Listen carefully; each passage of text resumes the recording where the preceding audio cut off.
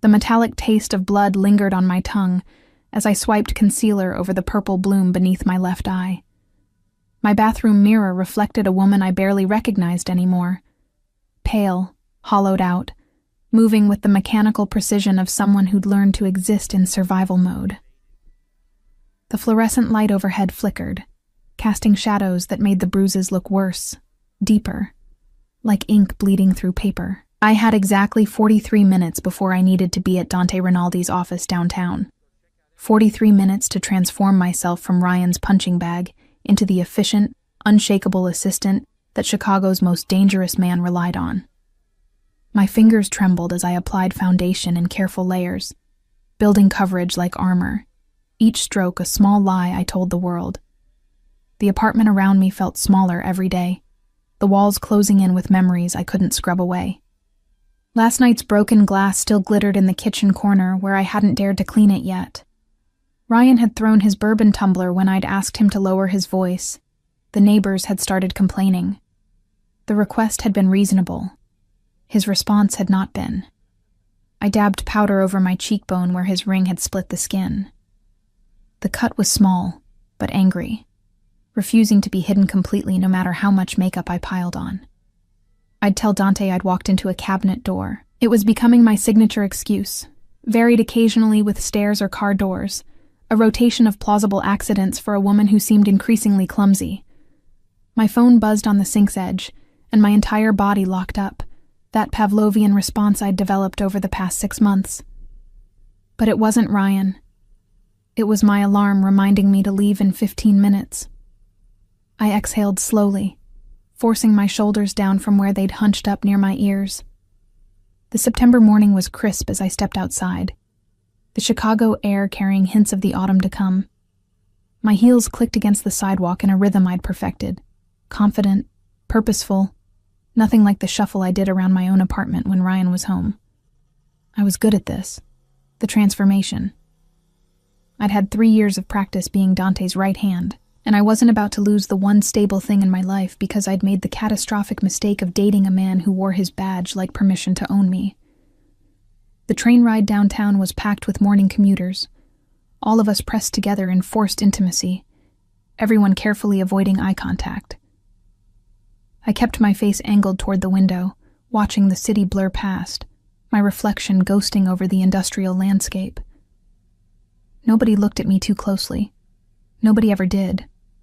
In a city like Chicago, you learned early to mind your own business, especially if you valued your continued health. Dante's building rose 53 stories above Michigan Avenue, all glass and steel, and the kind of money that didn't need to announce itself. The legitimate businesses operated on the lower 40 floors. Real estate development, import-export companies, consulting firms that actually consulted on things.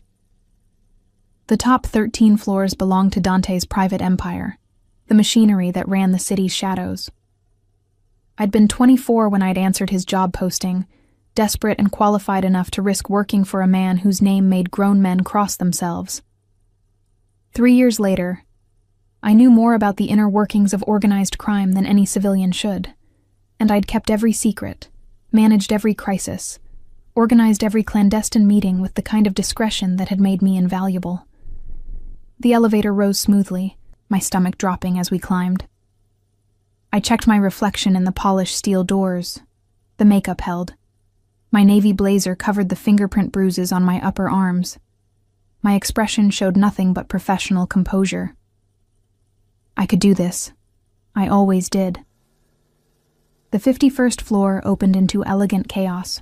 Phones ringing, assistants moving with purpose, the carefully choreographed dance of an organization that controlled everything from shipping contracts to political appointments. Dante's legitimate face to the world, run with corporate efficiency that would make any Fortune 500 jealous. "Morning, Elena," called Marco from his desk near the reception area. He was Dante's cousin, handled security logistics, and had a smile that never quite reached his eyes. "Boss wants to see you the second you're in." My heart kicked against my ribs. Dante rarely summoned me immediately, unless something had gone wrong or was about to go very right. Both scenarios required my complete attention. "I'll head straight in." I walked through the outer offices toward the corner suite, passing windows that offered sweeping views of the Chicago skyline. Lake Michigan stretched blue and infinite to the east, indifferent to the thousand small dramas playing out in the buildings surrounding it. My hand went unconsciously to my collar, checking that it lay flat, hiding the shadow of a handprint on my throat from 2 nights ago. Dante's personal assistant's desk sat empty. I was Dante's personal assistant, but this desk belonged to the buffer, the person who screened before things reached me. Currently vacant after the last girl had quit, citing the stress. They always cited the stress, never the truth that working this close to a man like Dante Rinaldi meant living in a world where violence was always just one wrong word away. I knocked twice on the heavy oak door, the sound barely audible. Entra.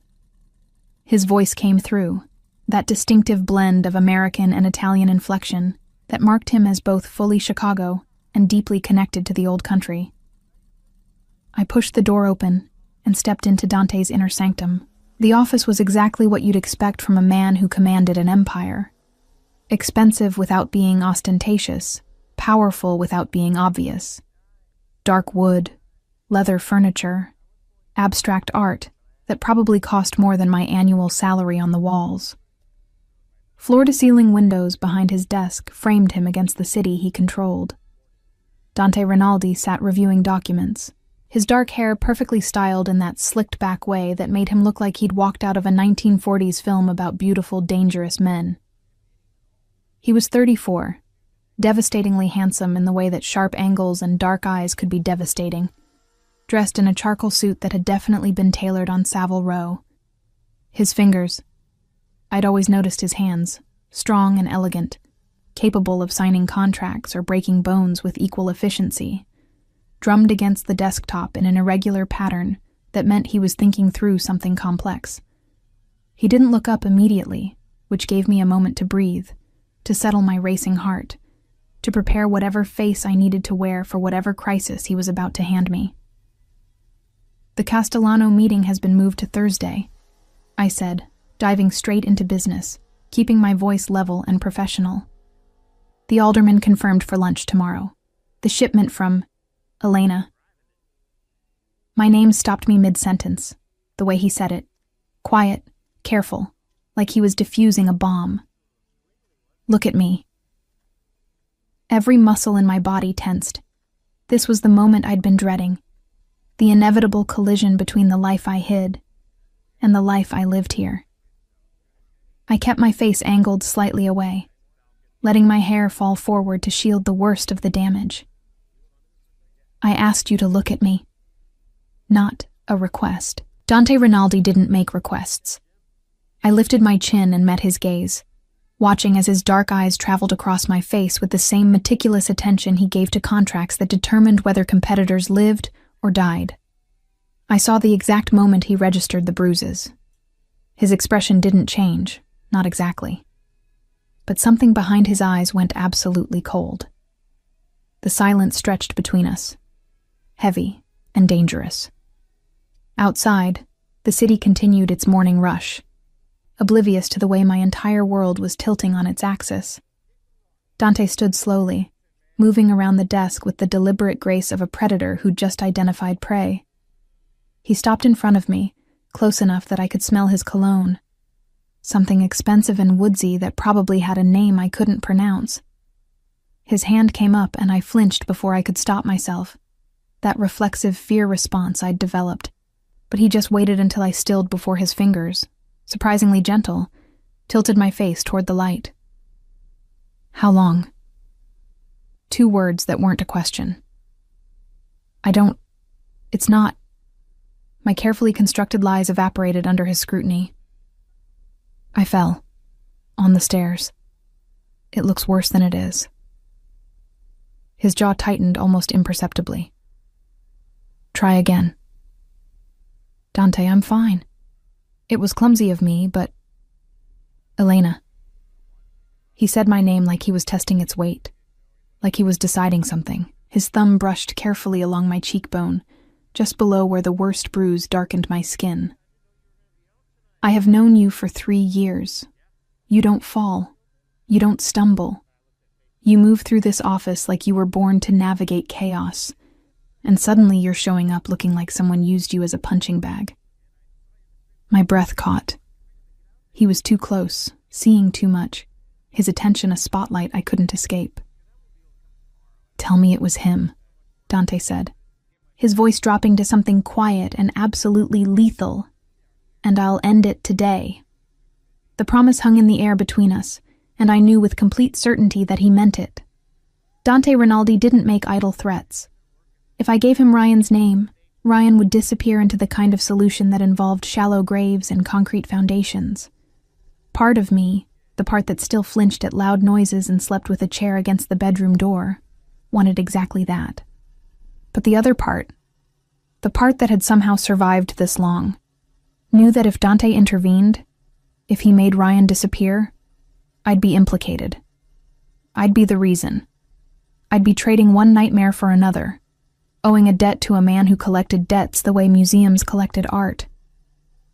"I fell," I repeated, forcing steadiness into my voice. "The stairs in my building are poorly lit. It was stupid, but it was just an accident." Dante studied me for a long moment, and I could see him processing the lie, cataloging it, filing it away for future reference. He didn't believe me. I could tell by the way his fingers lingered on my jaw, by the cold calculation settling into his expression. But he was letting me keep my lie. For now. "If that changes," he said quietly, "if you decide you want to tell me the truth, I will handle it. Do you understand?" I nodded, not trusting my voice. He released me slowly, stepping back to restore the professional distance that should exist between a mob boss and his assistant. But something had shifted in the room. Some invisible line had been crossed, and we both knew nothing would be quite the same. "The Castellano meeting," he said, returning to business as if the last 5 minutes hadn't happened. "Prepare the usual security protocols." I nodded again, grateful for the return to familiar territory, to the work that had always been my refuge. As I turned to leave, his voice stopped me. "Elena." I looked back. "If he touches you again, I won't need your permission to end it." The door closed behind me, and I stood in the empty anteroom, my legs suddenly unsteady, my carefully maintained composure cracking at the edges. Dante knew. Maybe not everything.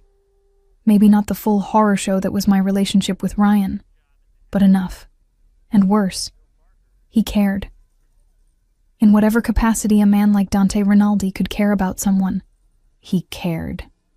And that terrified me more than anything Ryan had ever done. The rest of that morning passed in a blur of emails and phone calls, my fingers flying across the keyboard with the kind of practiced efficiency that came from 3 years of managing Dante's impossible schedule. But my mind kept circling back to those moments in his office, to the way his thumb had traced my bruised cheekbone with unexpected gentleness, to the promise, or threat, that hung in his words. I couldn't afford for Dante to get involved.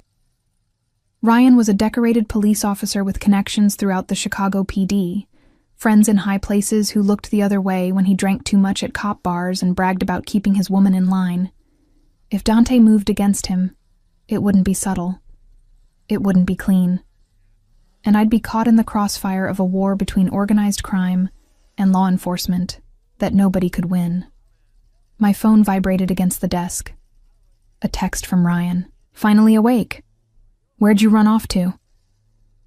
My stomach clenched. I'd left before he woke up, taking advantage of the vodka-induced unconsciousness that usually followed his explosive nights. I typed back quickly. "At work. We'll be late tonight. Big project."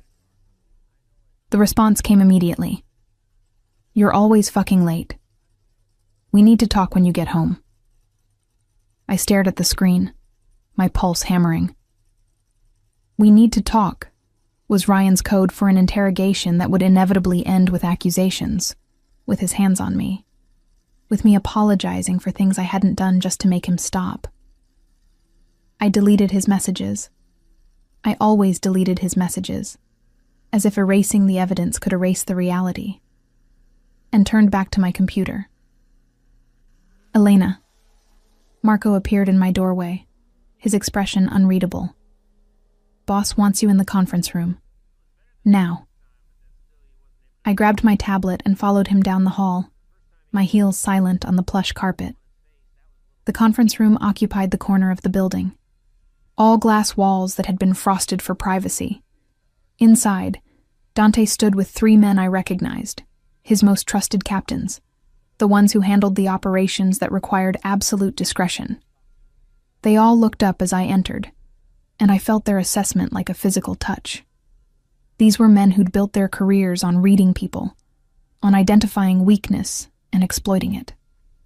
I kept my spine straight, my expression neutral, channeling every ounce of professional composure I possessed. "Gentlemen," Dante said smoothly, "this is Elena Vitale, my personal assistant. Anything you say in front of me can be said in front of her.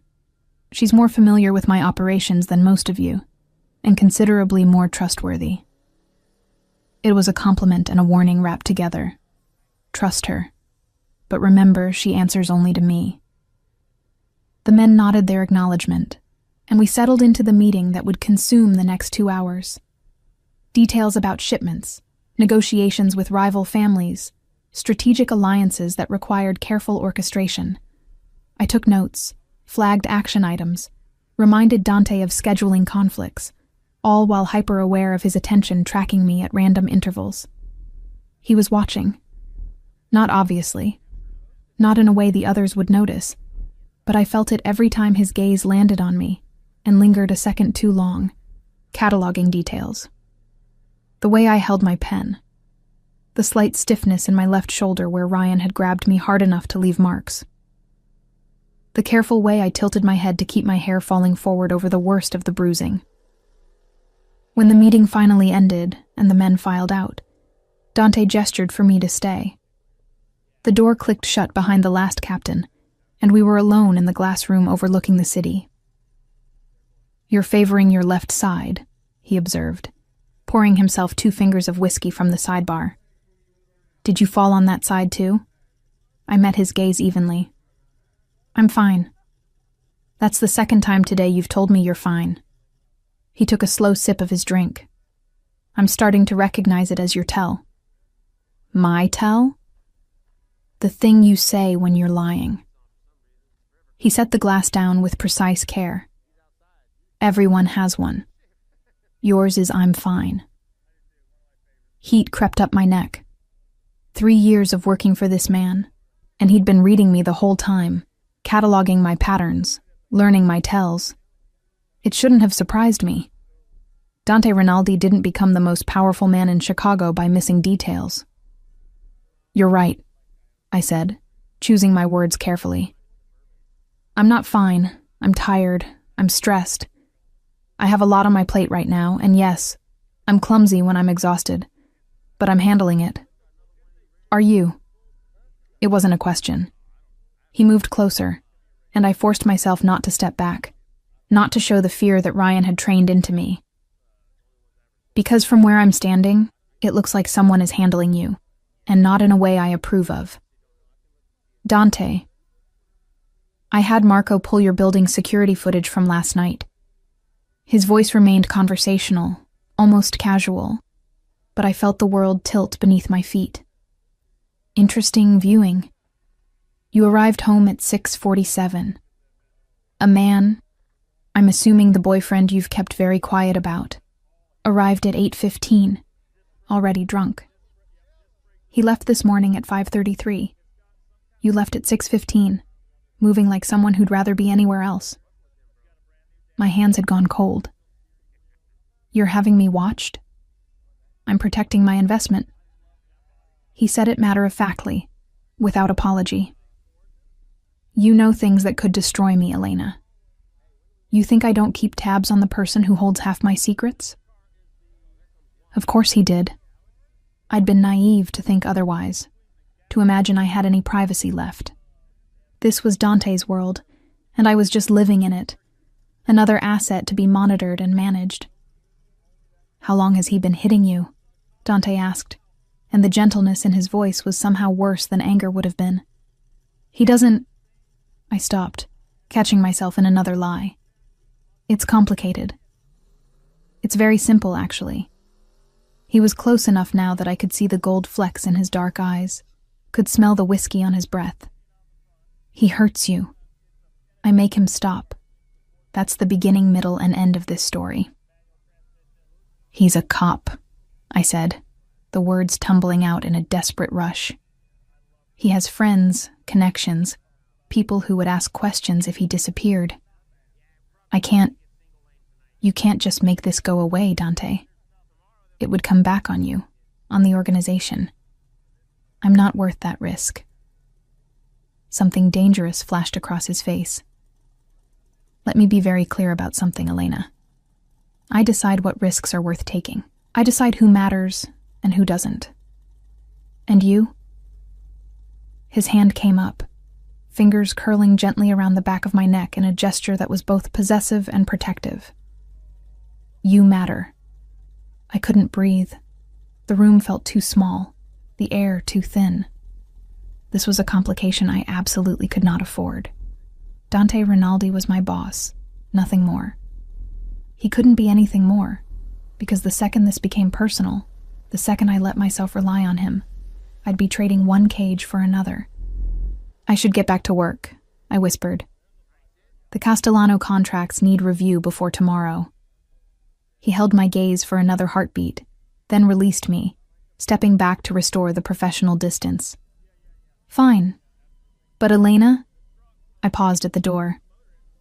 "This conversation isn't over. Not by a long shot." I spent the afternoon buried in contracts and correspondence, trying to lose myself in work the way I always had. But every time my phone buzzed with another message from Ryan, "Where are you? Why aren't you answering? You better not be ignoring me," my concentration shattered, reformed, shattered again. By 5 o'clock, my hands were shaking too badly to type. I stared at my computer screen, the words blurring together, Ryan's latest text glowing malevolently. "I'm coming to your office.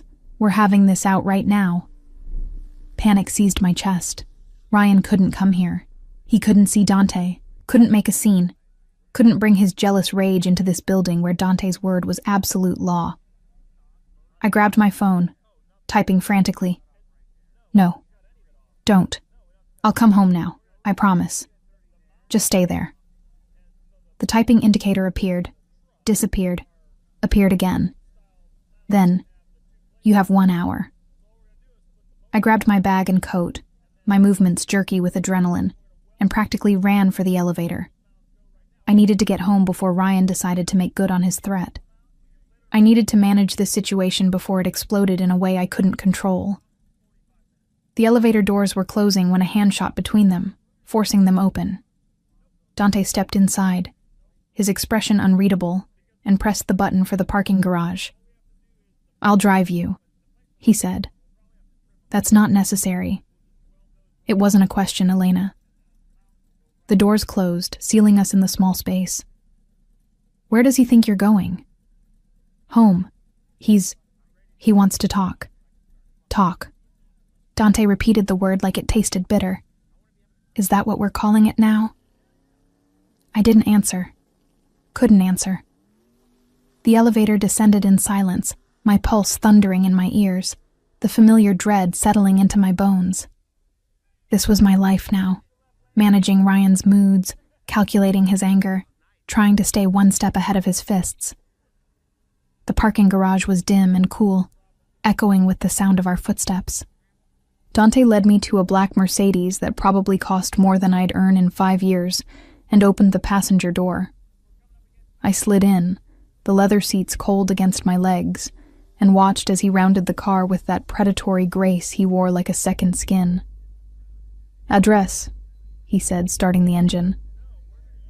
I gave it to him, that shabby building in Logan Square where rent was cheap and neighbors minded their own business. Dante said nothing as he navigated through downtown traffic, but I felt his attention like a physical presence, cataloging every nervous gesture, every shallow breath. We were 10 minutes from my building when my phone rang. Ryan, of course. I stared at the screen, my thumb hovering over the decline button.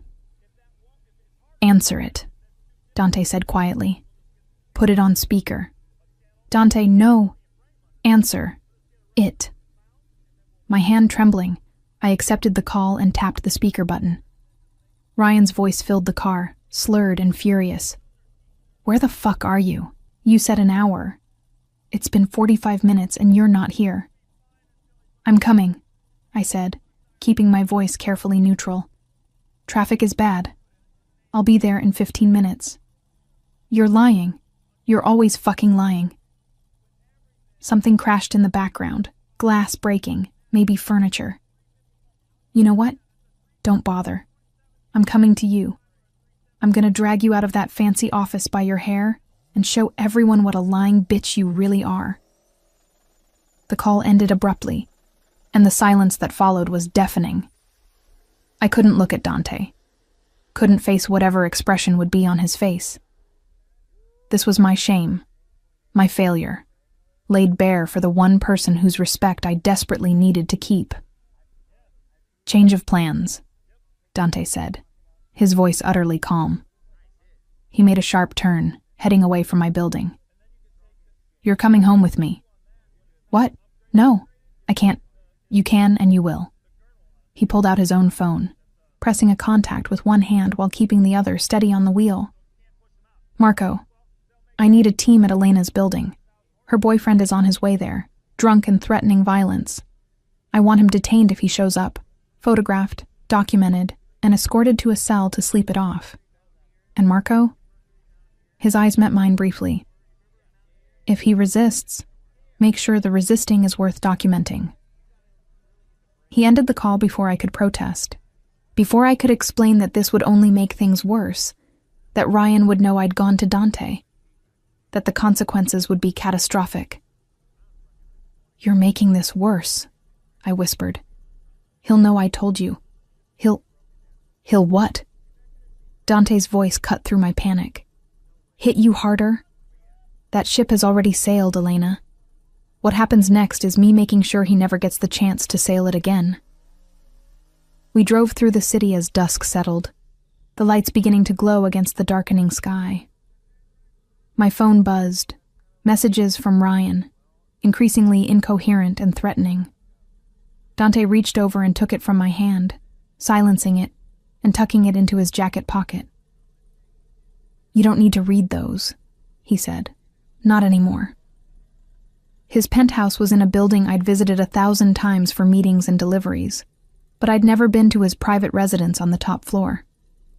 The elevator required a special key, and when the doors opened directly into his living space, I found myself in surroundings that matched the man, elegant, expensive, with an undercurrent of danger in the art pieces that probably had violent histories, in the view that surveyed a city he controlled through fear and loyalty.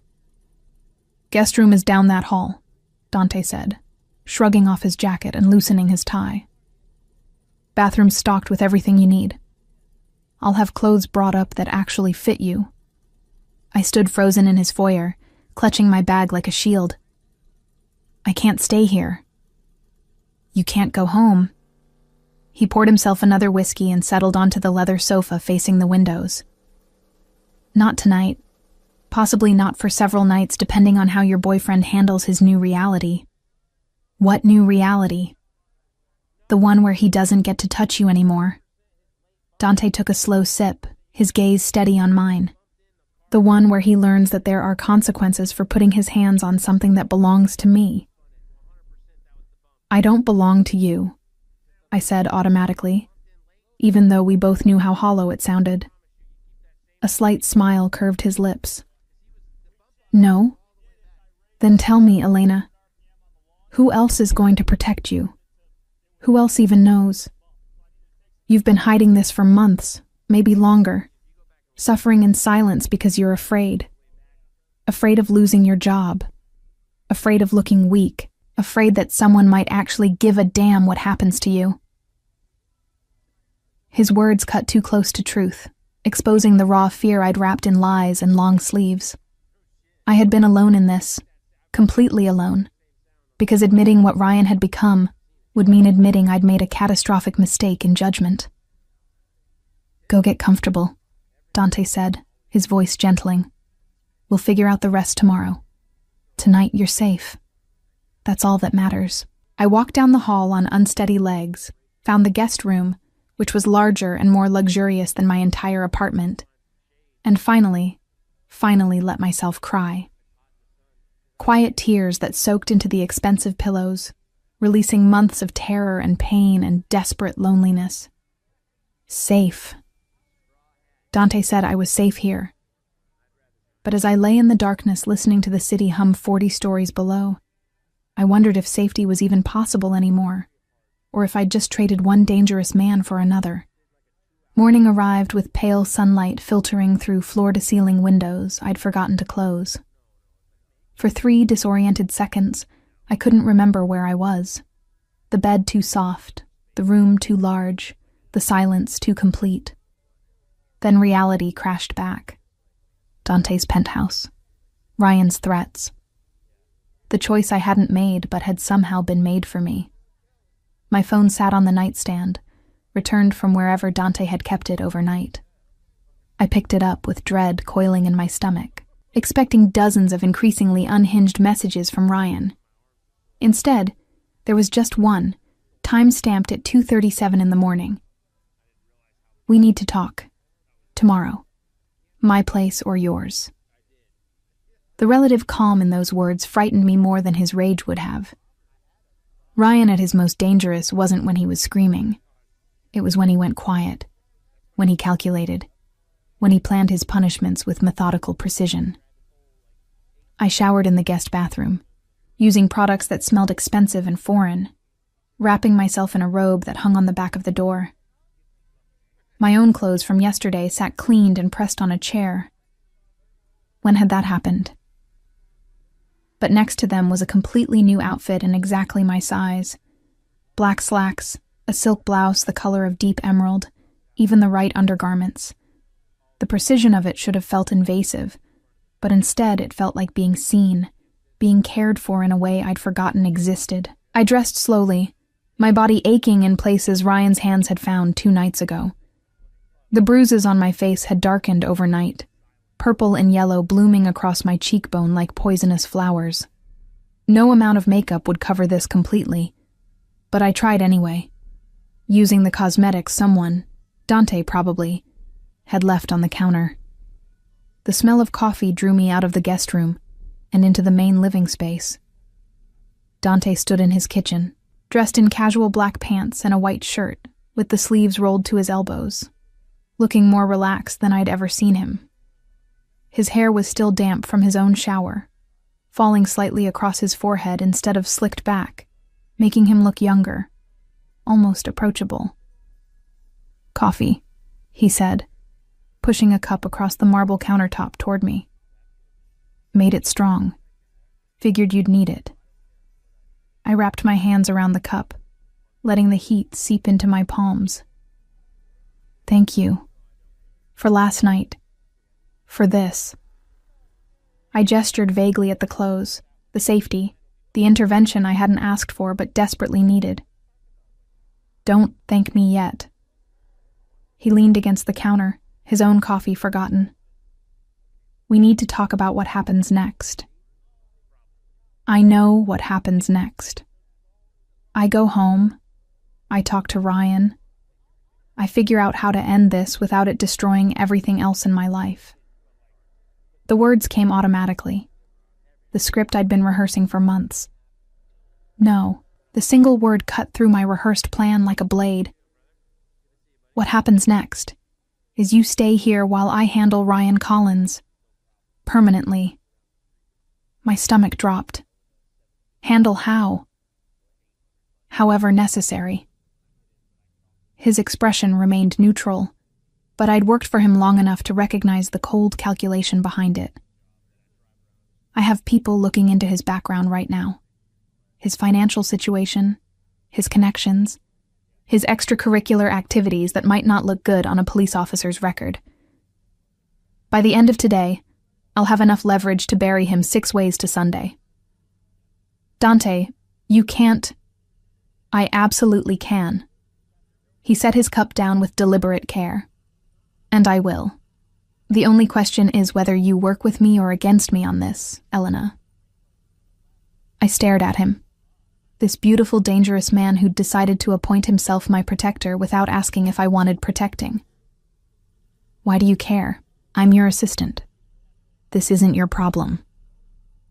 Something shifted in his expression, a crack in the controlled facade. You stopped being just my assistant about 2 years ago, Elena. Probably longer, if I'm being honest. You think I don't notice how you take care of things before I even know they need handling? How you stay late making sure everything runs smoothly? How you've never once betrayed a confidence or used what you know for personal gain? He moved closer, and I found myself backed against the counter. You're loyal, brilliant, and completely wasted on that piece of shit who thinks he can own you. So yes, this is my problem, because you're mine to protect.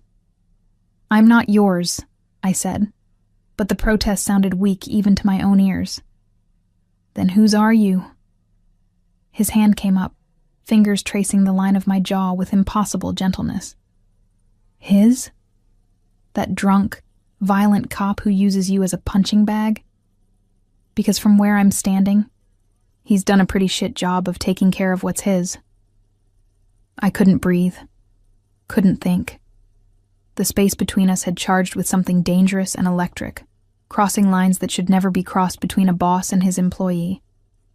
But we'd already crossed so many lines, him tracking my movements, learning my tells, inserting himself into my personal catastrophe, that one more hardly seemed to matter. Tell me about him, Dante said, stepping back to give me room to breathe. Tell me how it started. I wrapped my arms around myself, a protective gesture I'd developed. I met Ryan at a coffee shop 10 months ago. He was in uniform, charming, respectful. He asked me out and I said yes, because he seemed safe. Stable. A cop, for God's sake. How dangerous could a cop be? Very, Dante said quietly. Badge gives them immunity most criminals would kill for. The first few months were good, normal. He was attentive, interested in my life, protective in a way that felt caring. I laughed bitterly. I should have seen it earlier, the way that protectiveness turned into control. Questions about where I'd been, who I'd talked to, going through my phone when he thought I was asleep, getting angry if I mentioned male colleagues or took too long to respond to his texts. When did he first hit you? The memory rose like bile in my throat. 4 months ago. I'd worked late. There was a crisis with the Castellano deal, remember? You needed me to stay and coordinate with the lawyers. I forgot to text Ryan that I'd be late, and when I finally got home at midnight, he was drunk and furious. He accused me of cheating, of using work as an excuse to see other men. I tried to explain, but he grabbed my wrist, twisted it until I heard something pop. I touched my left wrist unconsciously, remembering the pain, the shock, the dawning horror of what he'd become. He cried afterward, said he was sorry, that it would never happen again. I believed him. But it did happen again. Not a question. 2 weeks later, then a week after that.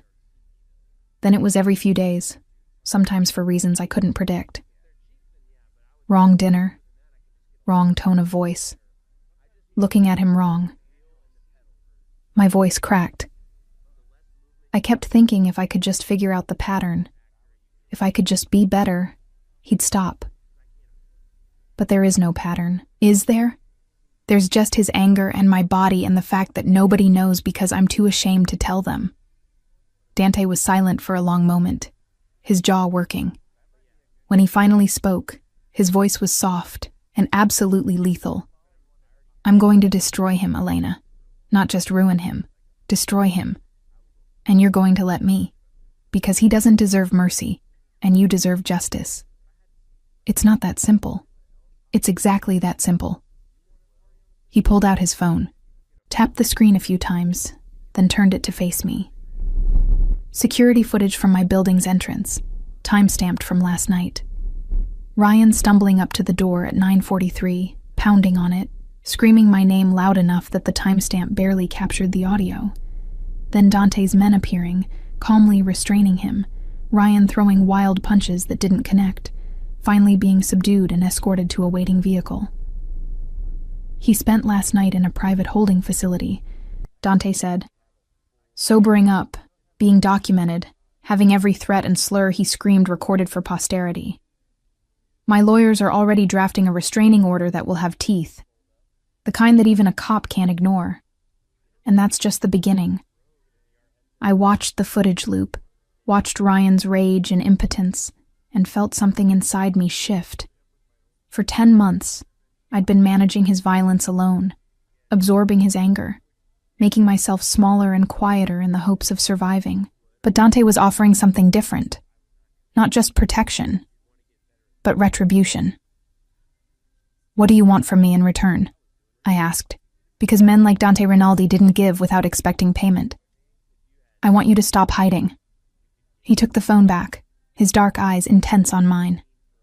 I want you to trust me enough to let me handle this. And I want you to stay here, in my home, where I can make sure you're safe while I dismantle that piece of shit's entire existence. I can't just move in with you. What would people think? Your organization, they'd think you're under my protection, which you are. They'd think crossing you means crossing me, which it does. And they'd be absolutely right. He moved closer again, that predatory grace making my pulse race. Unless you're worried about something else, about what being under my protection might mean. Heat flooded my face. I work for you, Dante. We can't what? His hand slid into my hair, tilting my face up to his. Can't acknowledge that something's been building between us for 2 years? That every time you walk into my office, I have to remind myself you're off limits? That seeing you hurt makes me want to burn down the world?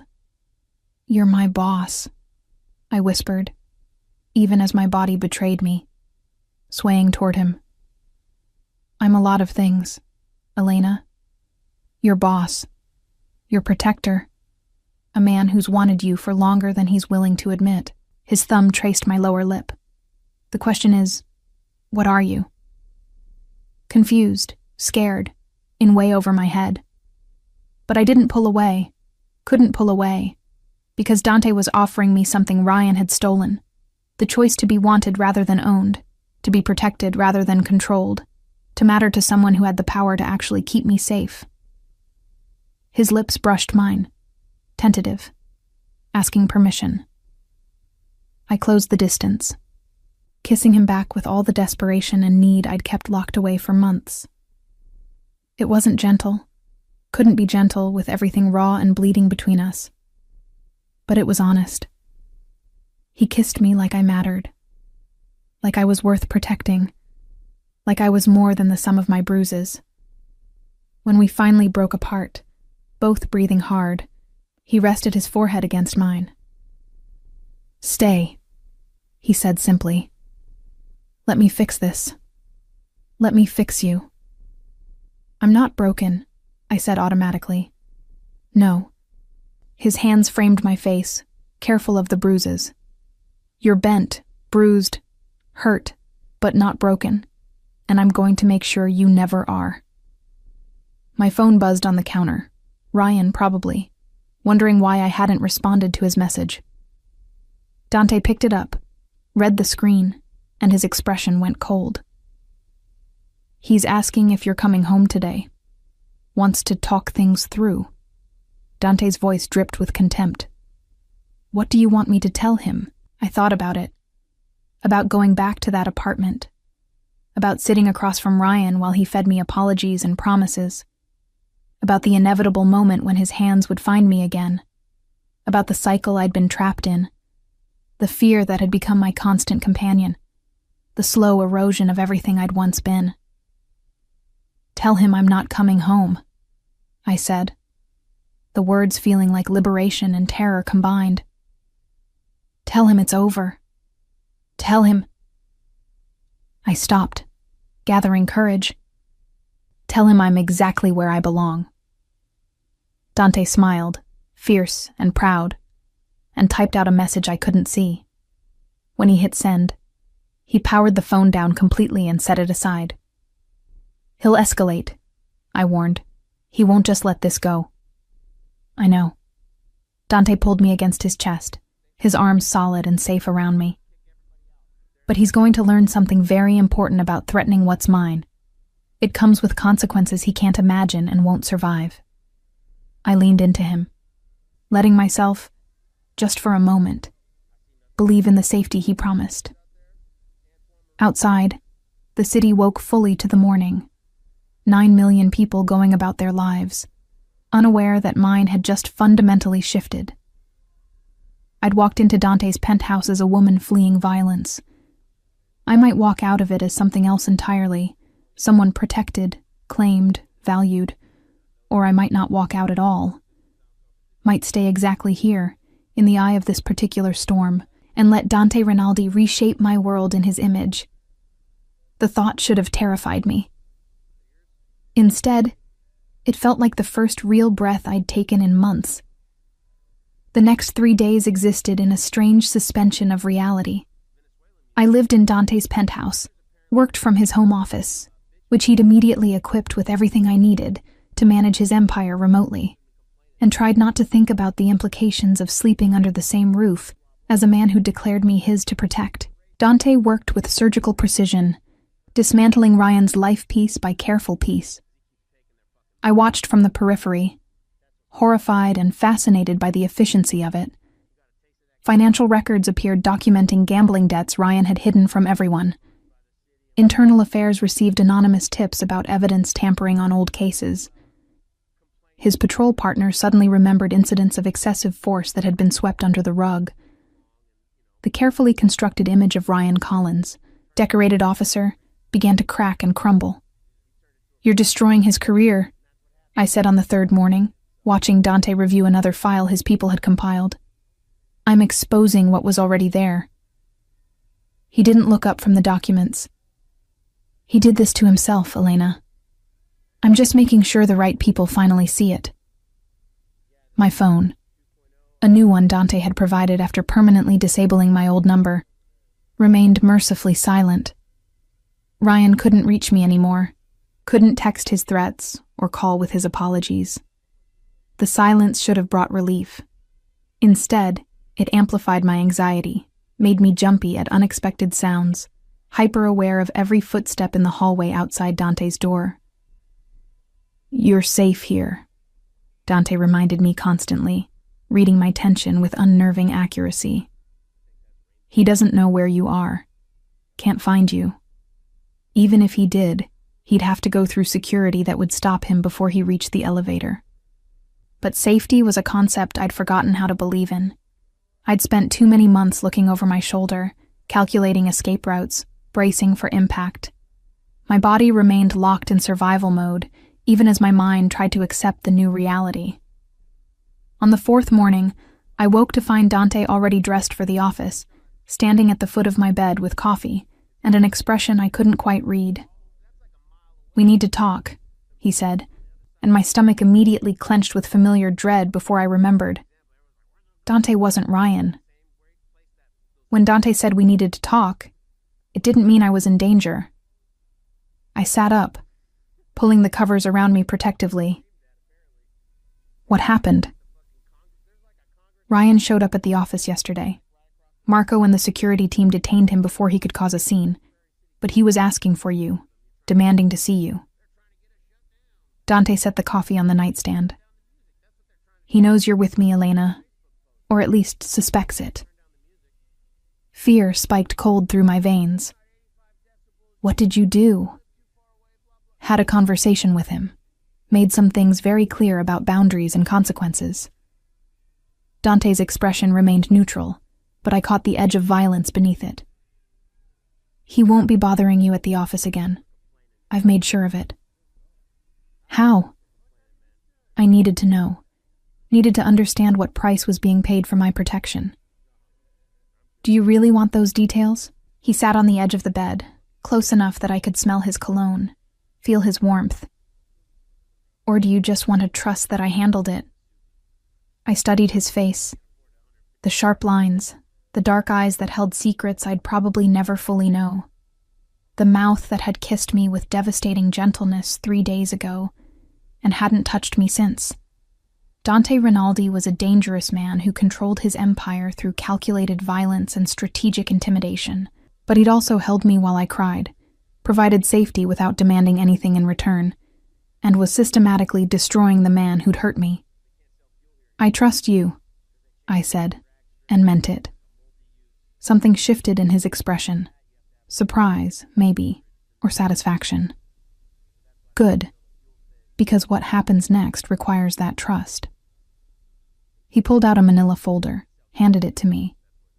This is everything my lawyers have compiled.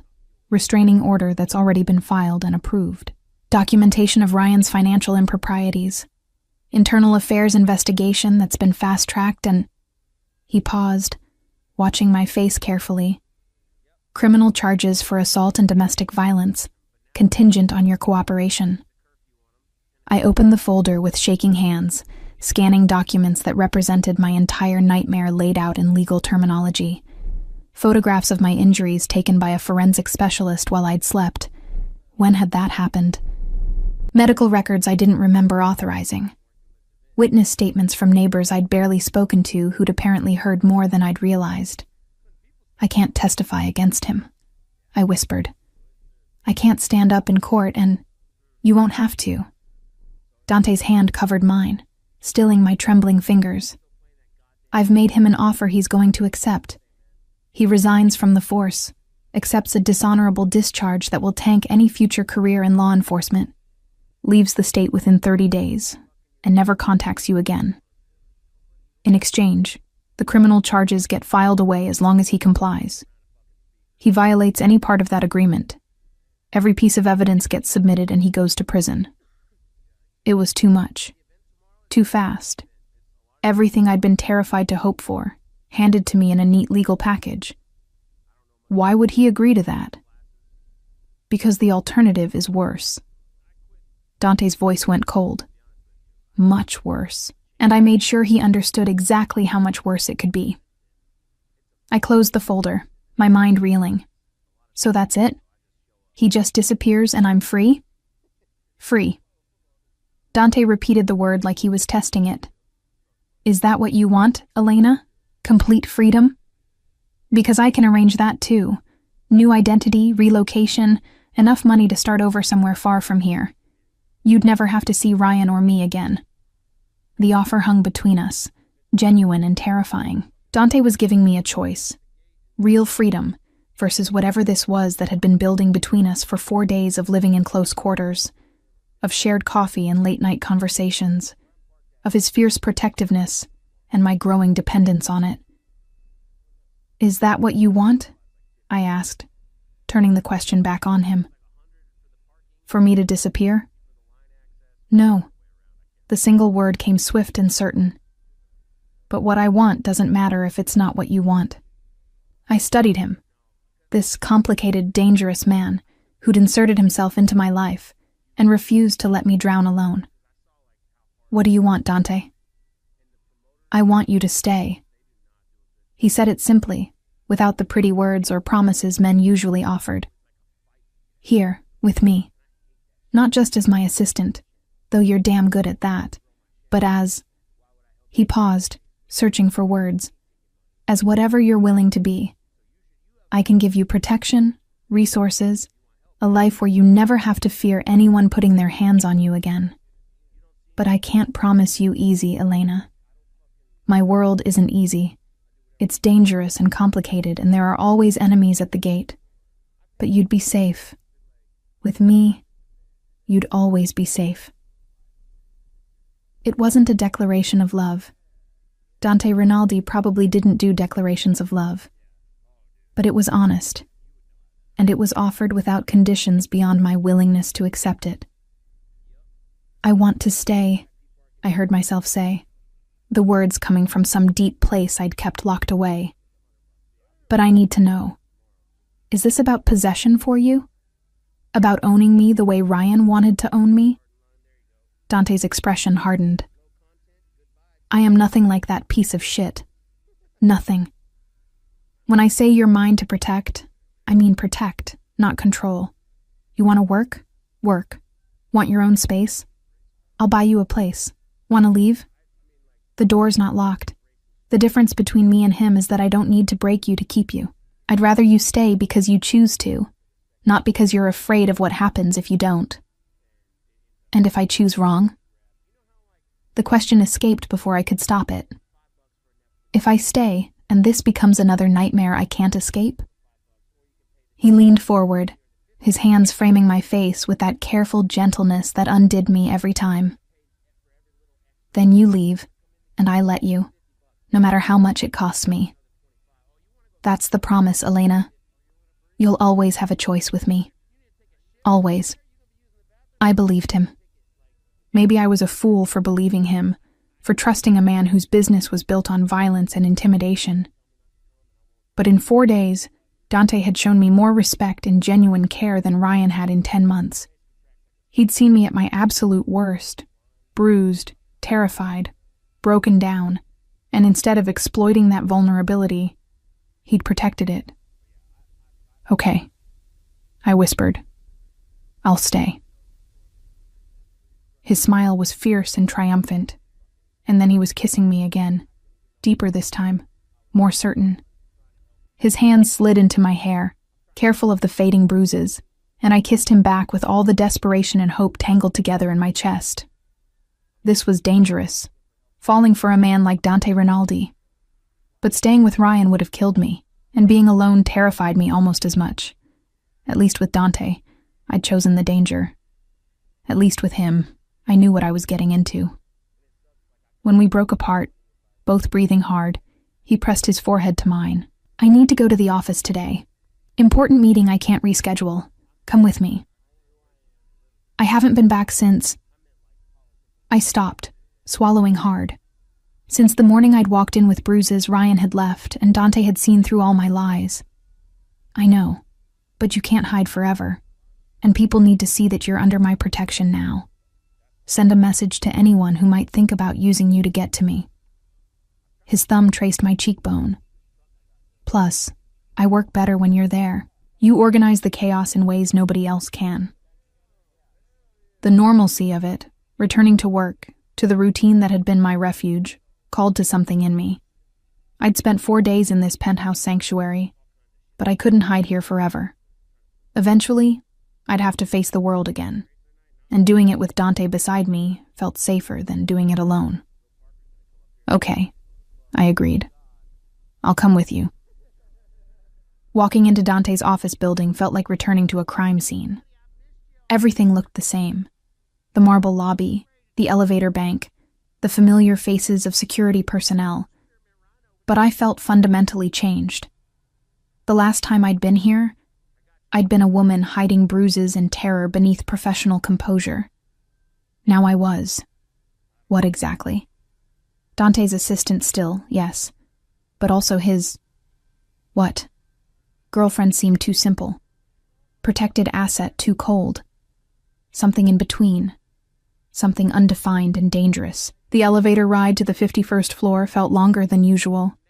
Dante's presence beside me both comforting and charged with electricity. He'd dressed me that morning in clothes from the new wardrobe that had appeared in the guest room. Tailored black slacks and a silk blouse in deep burgundy that somehow made me look powerful instead of vulnerable.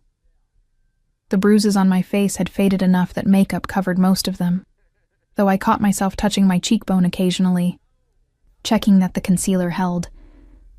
Stop, Dante said quietly, taking my hand and lacing his fingers through mine. You're perfect. Let anyone try to say otherwise. The doors opened to the controlled chaos of the executive floor, and I felt every eye turn toward us. Not obviously, these were people trained in discretion, but I felt their attention like physical touch. Dante Rinaldi arriving with his assistant, holding her hand, sending a message clearer than any announcement. She's with me now. Marco looked up from his desk near reception, his expression carefully neutral, but his eyes sharp with calculation. Boss, Elena. He nodded to each of us. The Castellano people are already in conference room 2. They arrived early. Let them wait. Dante's tone brokered no argument. Elena needs to get settled in her office first. Make sure nobody bothers her unless it's an emergency. My office, the small space adjacent to Dante's private suite where I'd spent 3 years managing his impossible schedule, looked exactly as I'd left it. The coffee cup I'd abandoned that last morning still sat on my desk, the lipstick stain on the rim a ghost of who I'd been. I set my bag down carefully, overwhelmed by the familiar surroundings, by the normalcy of returning to work. You okay? Dante appeared in the doorway, watching me with that unsettling attention that missed nothing. I don't know, I admitted. It feels strange being back. Like I should be different somehow, but everything here is exactly the same. You are different. He moved into the office, closing the door behind him. But that's not a bad thing, Elena. Different doesn't mean broken. A knock interrupted whatever I might have said. Marco's voice came through the door. Boss, the Castellanos are getting restless. Dante sighed, pressing a quick kiss to my forehead. Work. Always work. He turned back at the doorway. Join me in 30 minutes? I want you in this meeting. I nodded, already pulling up my computer to review what I'd missed in 4 days of absence. Email had piled up, dozens of messages requiring responses, scheduling conflicts that needed resolution, the endless administrative machinery that kept Dante's empire running smoothly.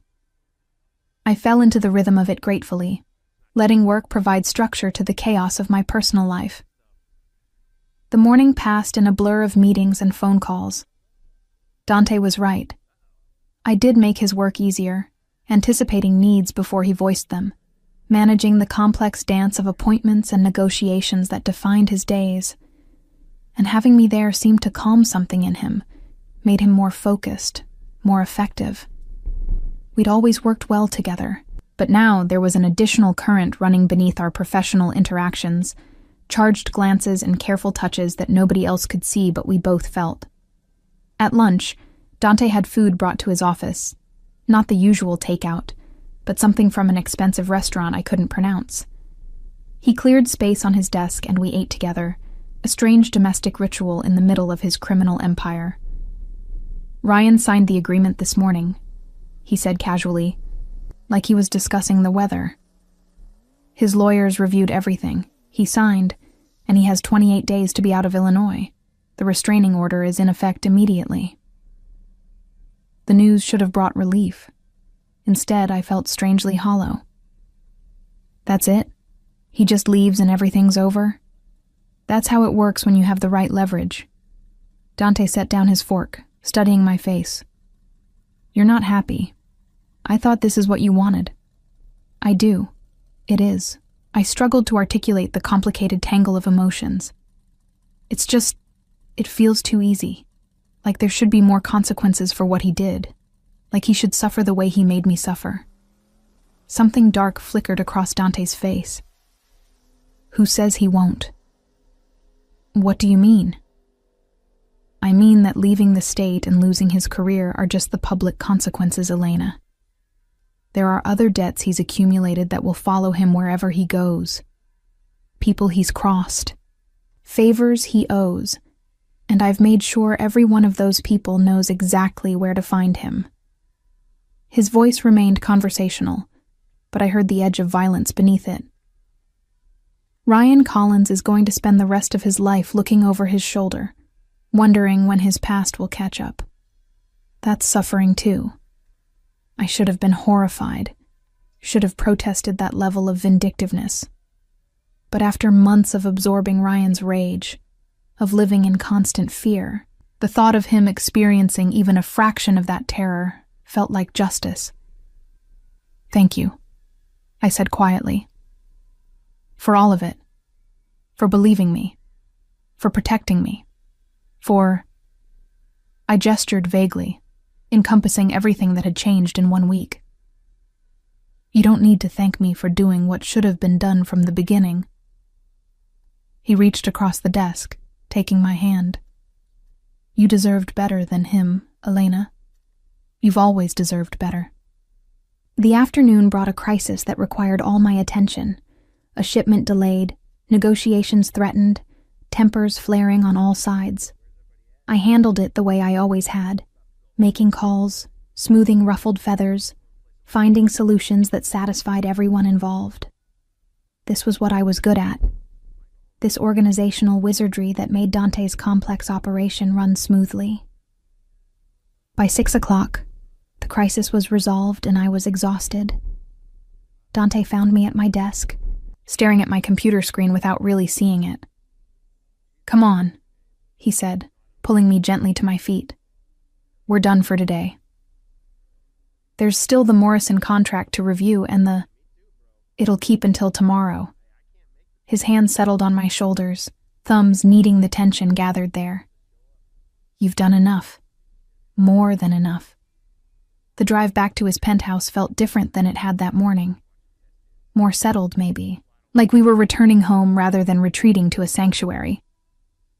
Dante ordered dinner from my favorite Italian place. How did he know? And we ate on the balcony overlooking the city, watching lights bloom against the gathering darkness.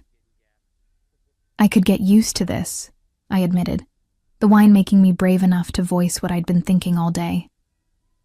Good.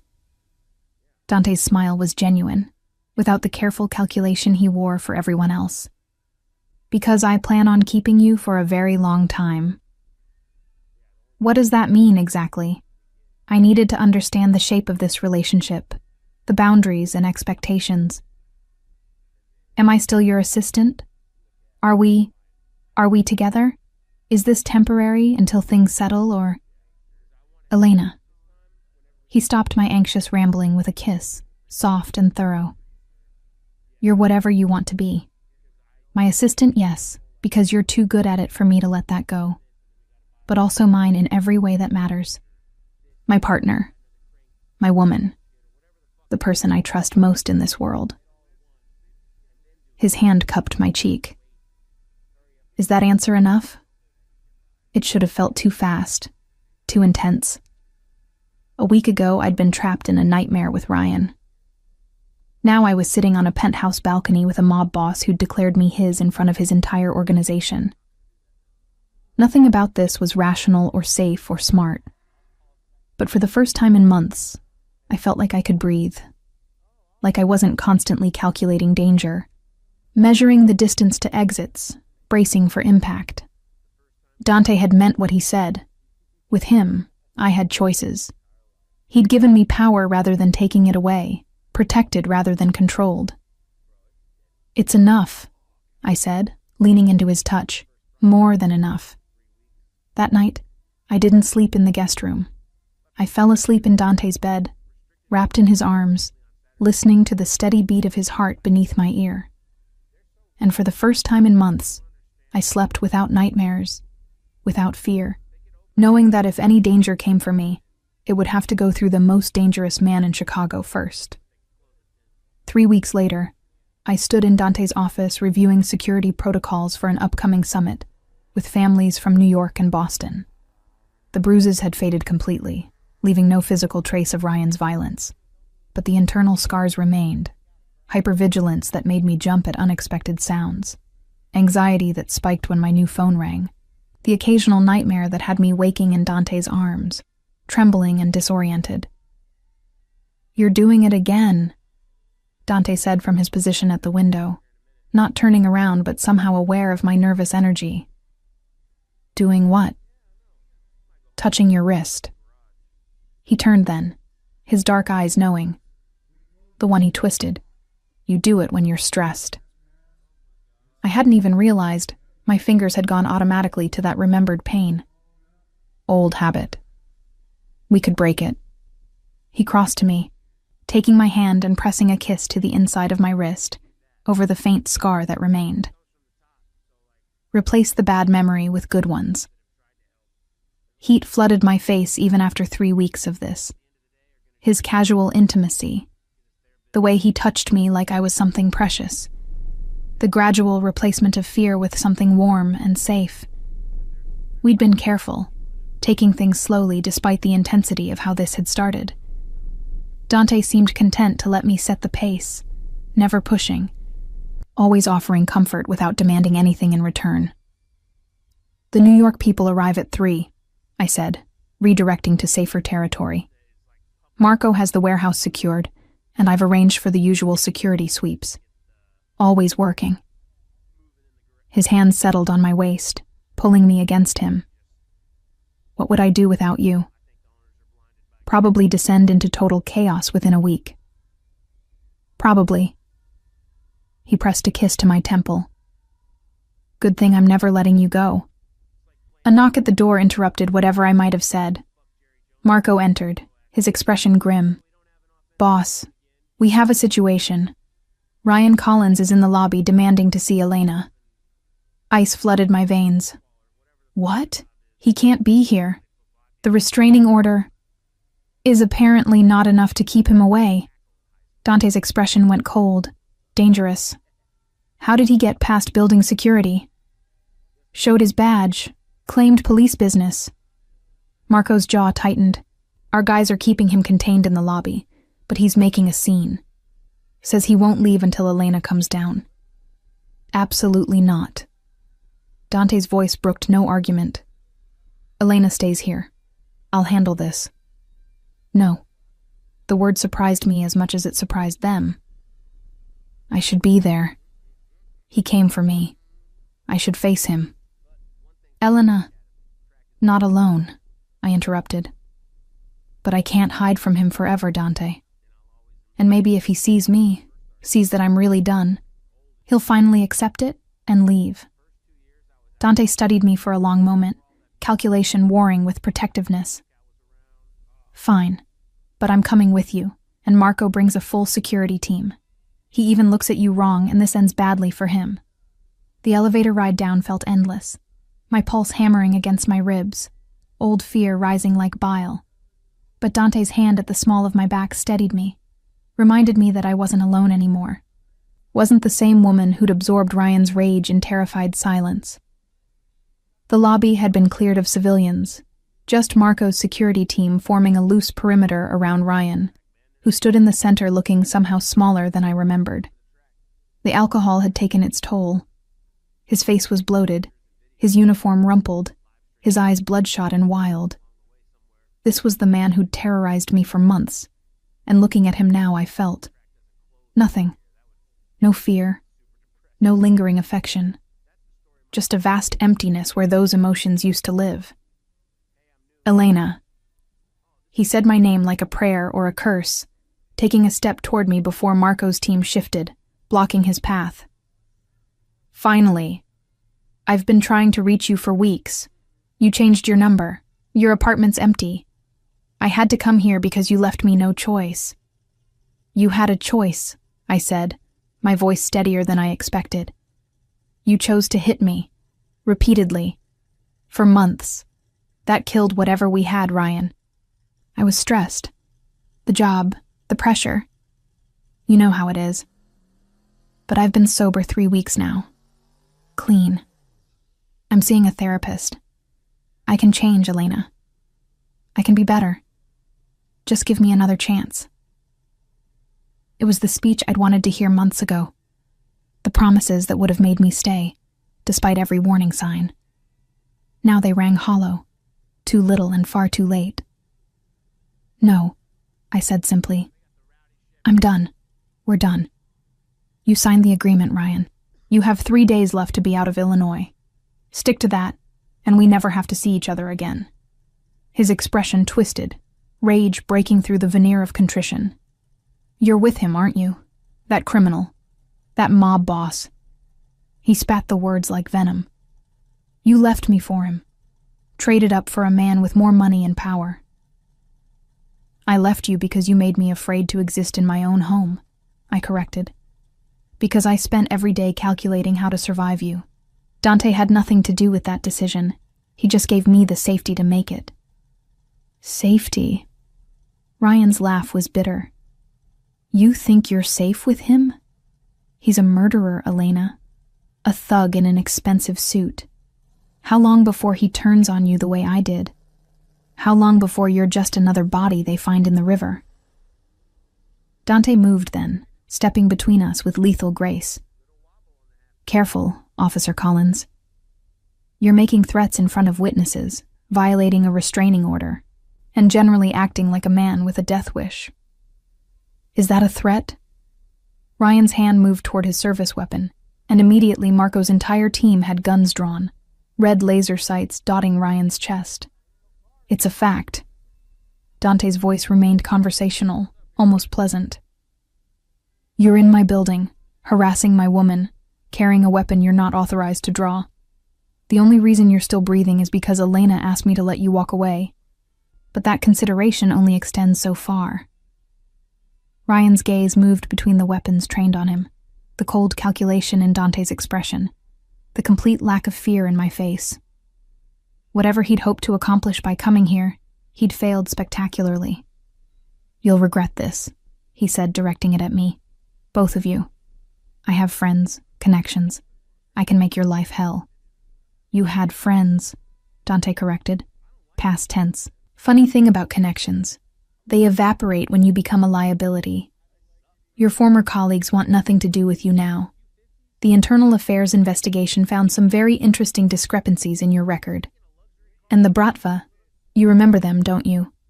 The Russian organization you tried to play against my family.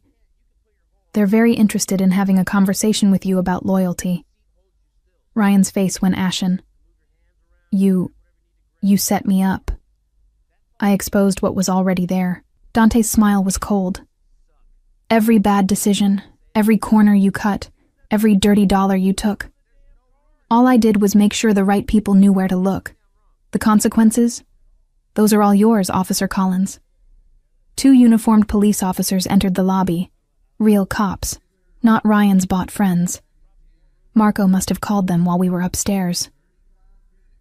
Ryan Collins? One of them asked, though it was clearly pro forma. We need you to come with us. There are some questions about your recent conduct that require official answers.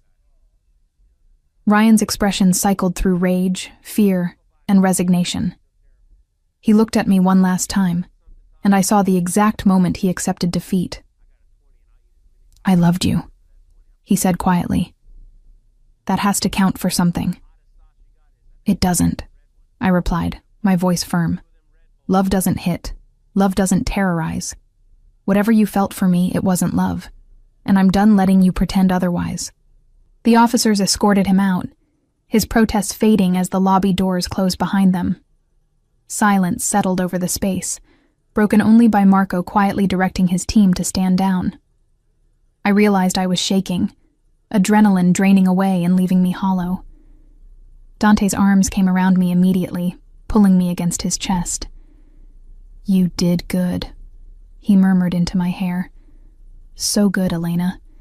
You stood your ground, didn't let him manipulate you. I'm proud of you. The words broke something inside me and I cried. Not from fear or pain, but from relief. It was over. Really. Finally over. Ryan was gone, facing consequences for his actions, and I was still standing, stronger than I'd been, braver than I'd thought possible. Take her upstairs, Dante instructed Marco quietly. Cancel my afternoon meetings. I'll join you in a minute. Marco nodded, offering me his arm with unexpected gentleness. Come on, Elena. Let's get you somewhere comfortable. I let him guide me to the elevator, too emotionally exhausted to protest.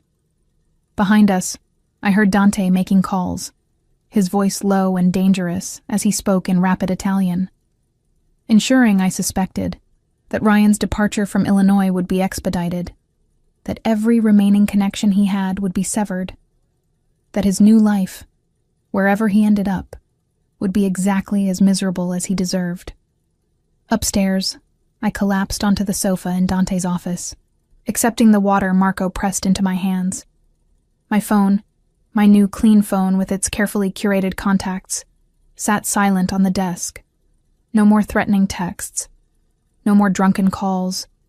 No more walking on eggshells waiting for the next explosion. Dante appeared 20 minutes later, his expression softer than it had been in the lobby. He dismissed Marco with a nod and knelt in front of me, taking my hands in his. "How are you feeling?" "Free," I said, the word emerging with surprised wonder. "For the first time in months, I actually feel free. You are." He pressed a kiss to my knuckles. "He's gone, Elena. Not just geographically. I've made sure he has enough problems following him that he won't have time to think about you. And if he does..." The unspoken threat hung in the air. "Thank you." I squeezed his hands. For everything. For seeing me when I was invisible. For caring when I thought nobody did. For giving me the strength to face him today. You had that strength all along. He stood, pulling me up with him and into his arms. I just gave you the space to find it. We stood like that for a long time, wrapped in each other while the city hummed 40 stories below. My old life, the fear, the violence, the desperate survival mode, felt like someone else's story now. This was my reality. Dante's arms, his fierce protection, his quiet certainty that I deserved better. "What happens now?" I asked eventually. "Now?"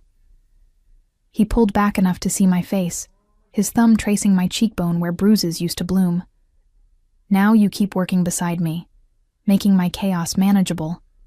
You keep living here because you choose to, not because you're afraid. And I keep making sure that nobody ever puts their hands on you again.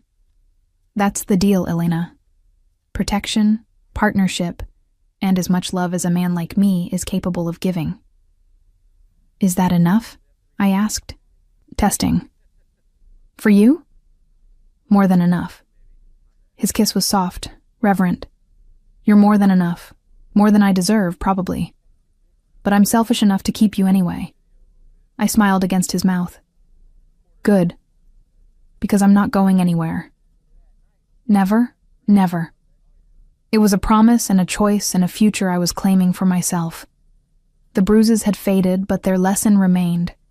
I would never again let anyone make me small, make me scared, make me less than I was. And with Dante beside me, I wouldn't have to. The intercom buzzed. Marco, apologetic about interrupting, but the New York delegation had arrived early. Dante sighed, pressing one more kiss to my forehead before reluctantly releasing me. "Work calls," he said. "Always does." I straightened my blouse, checked my appearance in the window's reflection, and found someone I barely recognized looking back, confident, composed, unbroken. "Let's go show them how it's done." We walked into that meeting side by side, partners in every sense of the word. And if the New York people noticed how Dante's hand lingered at the small of my back, how his attention tracked me even while negotiating complex deals, how I moved through his organization with the quiet authority of someone under his complete protection, well, that was exactly the message we wanted to send. I was Elena Vitale, Dante Rinaldi's right hand and chosen woman. The bruises I'd tried to hide had become the catalyst for claiming my power, and nobody, not Ryan, not anyone, would ever make me hide again.